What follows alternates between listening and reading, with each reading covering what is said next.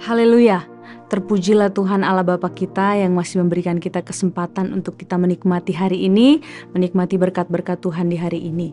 Hari ini kita akan kembali dikuatkan lagi dengan firman Tuhan melalui tayangan Yesus Kuatku. Sebelum kita mendengarkan firman Tuhan, mari satu hati di dalam doa. Kita berdoa.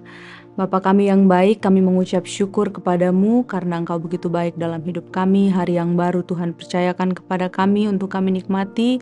Terima kasih buat berkat Tuhan. Pada hari ini Tuhan, kami akan mendengarkan kebenaran firman-Mu. Biarlah Engkau singkapkan rahasia firman-Mu bagi kami semua. Berbicaralah kepada kami percaya firman-Mu yang datang dalam hidup kami adalah firman yang akan menuntun kami kepada jalan yang benar. Terima kasih Tuhan, kami siapkan hati kami mendengarkan firman-Mu. Dalam nama Yesus Kristus kami berdoa. Haleluya. Amin. Puji Tuhan, Bapak Ibu Saudara-saudari yang dikasihi oleh Tuhan. Saat ini kita akan mendengarkan firman Tuhan dengan judul Bethlehem. Terambil di dalam kitab Matius pasal 2 ayat yang ke-6. Saya akan bacakan bagi kita semua. Dan engkau Bethlehem tanah Yehuda, engkau sekali-kali bukanlah yang terkecil di antara mereka yang memerintah Yehuda, karena daripada mula akan bangkit seorang pemimpin yang akan menggembalakan umatku Israel. Nah, ayat ini sudah dinubuatkan di dalam kitab Mika 5 ayat yang pertama dikatakan, tetapi engkau hai Bethlehem Efrata, hai yang terkecil di antara kaum-kaum Yehuda, daripadamu akan bangkit bagiku seorang yang akan memerintah Israel. Nah, Bapak Ibu yang diberkati oleh Tuhan, naskah asli dari ayat ini menyatakan Bethlehem ini adalah kota yang dianggap tidak penting. Bethlehem ini bisa dibilang tidak masuk dalam hitungan. Tapi di sana akan terjadi suatu peristiwa-peristiwa yang besar. Nah, perubahan kata-kata dari Matius ini menciptakan makna bahwa kota Bethlehem ini bukanlah kota kecil karena peristiwa besar akan terjadi di sana. Nah, Bethlehem ini sendiri terletak di pegunungan Yudea yang merupakan bagian dari Israel. Kalau kita mau pelajari lebih lagi tentang Bethlehem, kita dapat mencari dari sumber-sumber yang terpercaya. Di ayat ini dikatakan bahwa daripada mula dari Bethlehem akan bangkit seorang pemimpin yang menggembalakan umatku Israel. Dan tentunya ini mengarah kepada kelahiran Sang Juru Selamat, yaitu Tuhan Yesus Kristus. Nah, di sini sedikit kita belajar mengapa Yesus ini lahir di kota Bethlehem ini. Ada begitu banyak tafsiran tentang hal ini. Ada yang mengatakan bahwa ini adalah penggenapan dari nubuat firman Tuhan tentang Yesus sang roti hidup yang dari sorga. Ada juga yang mengatakan bahwa karena Bethlehem itu adalah kota Daud dan Yusuf ayah dari Yesus ini berasal dari keturunan Daud. Ada juga yang mengatakan bahwa kelahiran Yesus di Bethlehem ini menggenapi nubuat perjanjian lama tentang penguasa Israel di masa depan itu berasal dari Bethlehem Efrata. Nah, ada begitu banyak tafsiran tentang mengapa Yesus lahir di Bethlehem. Tetapi di sini saya ingin menggambarkan kenapa Yesus lahir di Bethlehem. Ini adalah lambang dari kesederhanaan atau kerendahan hati Yesus yang sudah turun ke dunia. Dia lahir di kota yang kecil, kota yang dianggap tidak penting. Bahkan dia lahir di kandang domba untuk kita, untuk menebus setiap kita. Puji Tuhan, sungguh Tuhan begitu baik di dalam kehidupan kita. Nah, Bapak Ibu Saudara yang diberkati oleh Tuhan, dalam hidup ini ada begitu banyak hal-hal kecil yang mungkin kita abaikan jika kita hanya berfokus kepada hal-hal yang besar. Nah, kadang perhatian kita lebih gampang tertuju kepada hal-hal yang besar daripada hal-hal yang kecil. Namun di sini pola pikir yang demikian ini sering terjadi dalam kehidupan manusia. Namun dalam hal ini, di ayat ini Yesus ingin menunjukkan kepada kita, ingin memberikan pengertian kepada kita melalui kelahirannya di kota Bethlehem. Allah ingin mengubah cara pandang dan sikap manusia untuk tidak menganggap remeh hal-hal yang kecil. Atau supaya sebagai minoritas kita tidak merasa takut ketika ada di tengah-tengah dunia ini. Persoalannya tidak terletak di dalam besar atau kecilnya sesuatu, tetapi di tangan siapa hal yang kecil dan besar itu berada. Kita lihat contoh 5 roti dan 2 ikan. Di tangan kita mungkin itu hanya menjadi sarapan pagi bagi satu anggota keluarga. bagi sebuah keluarga. Tetapi di tangan Tuhan, 5 roti dan 2 ikan ini dapat memberi makan 5.000 orang. Dapat dikonsumsi oleh 5.000 orang, bahkan tersisa 12 bakul. Kita bisa membacanya di dalam Markus 6 ayat 30-44. Lalu kita melihat juga contoh dari seorang wanita yang bernama Rut. Dia berasal dari bangsa Moab, bangsa yang tidak mengenal Allah, bangsa yang tidak dipandang, bangsa yang dibenci. Tetapi kita lihat Rut ini diangkat oleh Tuhan. Dia dipakai untuk meneruskan lahirnya Sang Juru Selamat, yaitu Yesus Kristus. Dia masuk dalam silsilah Yesus Kristus.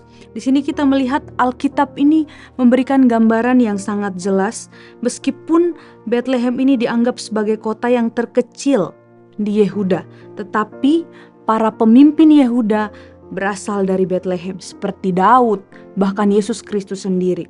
Ternyata kebesaran Bethlehem ini tidak terletak dari keadaan geografisnya, jumlah penduduk, kekuatan militer, dan ada begitu banyak hal. Tetapi kebesaran Bethlehem ini terletak pada kuasa dan campur tangan Tuhan. Seperti yang diungkapkan di dalam Matius 2 ayat 6 dikatakan, engkau sekali-kali bukanlah yang terkecil. Memang maksud dari ayat ini adalah Bethlehem itu kota yang tidak penting, kota yang dianggap tidak berarti, yang tidak diperhitungkan dibanding kota-kota lain yang ada di Yehuda. Tetapi Bethlehem dijadikan Allah penting karena disitulah kelahiran Sang Juru Selamat. Karena Bethlehem ini melahirkan pemimpin-pemimpin yang besar. Bethlehem menjadi pusat perhatian dunia pada saat itu sampai dengan hari ini. Karena apa? Karena Yesus lahir di Bethlehem.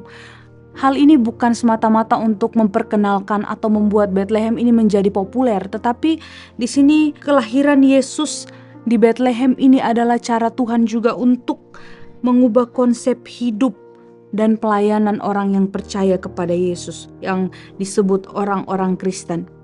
Bapak Ibu yang diberkati oleh Tuhan, dari sini kita belajar bahwa Allah itu selalu konsekuen dengan pilihannya. Dia memilih yang kecil untuk menjadi alat yang berguna di tangannya. Bahkan dia memakai orang yang setia dalam perkara-perkara yang kecil untuk melakukan perkara-perkara yang besar. Kita bisa baca itu di dalam Alkitab. Jadi harusnya sebagai anak Tuhan yang mengerti hal ini, kita belajar untuk terbuka terhadap hal-hal yang kecil. Kita tidak boleh tertipu dengan hal-hal yang visual atau hal-hal yang kelihatan saja. Supaya kita juga tidak hanya menghargai hal-hal yang besar saja. Ingat bahwa hal-hal yang besar itu berasal daripada hal-hal yang kecil. Nah, sebentar lagi kita akan merayakan hari Natal, lahirnya Sang Juru Selamat kita. Yesus datang bukan dalam kemeriahan, bukan di tengah pesta pora atau lain sebagainya, tetapi Yesus datang dalam kesederhanaan. Dia datang dengan penuh kerendahan hati, dengan dibuktikan bahwa dia lahir di kota yang kecil, bahkan dia lahir di kandang domba. Bethlehem ini memang kota yang kecil dan sederhana, tetapi Yesus lahir di sana. Bahwa ini memberi makna kepada kita bahwa Natal itu tidak selalu berbicara tentang kemeriahan, tentang kesenangan, tentang pesta pora, atau apapun itu. Tetapi Natal itu menjadi sangat bermakna ketika kita tahu arti Natal. Kita tahu makna Natal yang sebenarnya di dalam kehidupan kita orang yang percaya. Puji Tuhan, kesimpulan firman Tuhan pada hari ini, Yesus telah datang untuk memulihkan dan mengubah hidup kita. Jangan pernah merasa diri kecil, jangan pernah merasa tidak dianggap, jangan pernah merasa tidak bernilai. Karena di dalam Yesus kita bukanlah yang terkecil. Dia akan mengangkat dan memakai kita untuk hal-hal yang besar. Puji Tuhan. Kita bersyukur untuk lahirnya Sang Juru Selamat di dalam kehidupan kita. Demikian kebenaran firman Tuhan yang saya sampaikan pada hari ini bagi kita semua. Tuhan Yesus memberkati. Kita akan sama-sama berdoa. Bapa yang baik, kami bersyukur buat firman-Mu, kami bersyukur buat pekerjaan besar yang Engkau kerjakan dalam hidup kami. Engkau sudah lahir buat kami Tuhan, Engkau mungkin lahir di kota yang kecil, tetapi di situ kami belajar bagaimana Engkau datang dengan kerendahan hati, dengan kesederhanaan, sehingga kami mengerti makna Natal yang sesungguhnya. Kami mengerti bahwa Engkau begitu baik dalam hidup kami. Terima kasih Tuhan, terima kasih buat firman-Mu. Biarlah kami tidak merasa diri kecil, tidak merasa diri tidak bernilai, tetapi kami percaya bahwa ketika kami ada dalam tangan Tuhan, Tuhan akan memakai kami untuk menjadi alat-alat yang berguna di tangan Tuhan. Terima kasih Tuhan, berdoa bagi setiap orang yang menyaksikan tayangan ini. Tuhan berkati, Tuhan sertai di sepanjang hari ini. Tuhan menolong, mampukan melalui hari ini dengan penuh keajaiban yang Tuhan kerjakan di dalam kehidupan mereka. Kami percaya Tuhan selalu ada bersama-sama dengan anak-anak-Mu, menyertai anak-anak-Mu yang terus mengandalkan Engkau dalam hidupnya.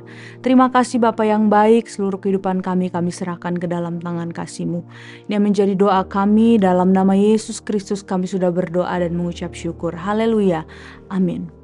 Bersama Yesus aku kuat.